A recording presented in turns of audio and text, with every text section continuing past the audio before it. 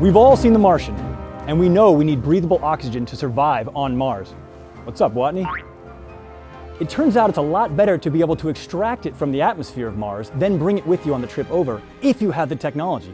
Let's see how close we are on this episode of Crazy Engineering.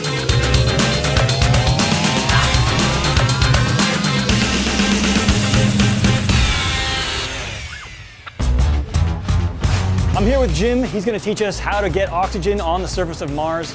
Jim, can you tell us where we are right now? Absolutely. This is the JPL Mars Oxygen In Situ Resource Utilization Laboratory.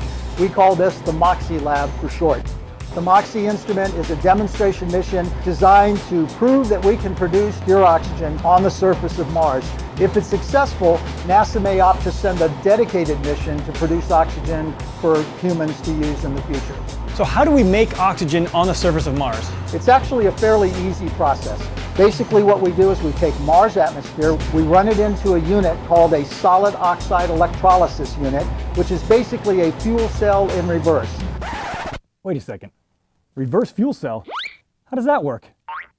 So this is the solid oxide electrolysis unit. What happens is we have Mars atmosphere enter in this line, goes into the SOXY unit. It's then heated up to 800 degrees Celsius. We inject energy into the cathode and anode. And then what happens is oxygen is separated from the CO2 and comes out this line over here.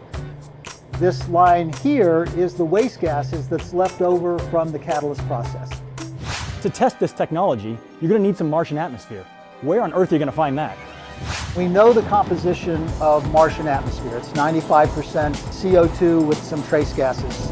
And there are companies here on Earth that will mix that gas for us. We call it Mars mixed gas, and we use it for most of our testing.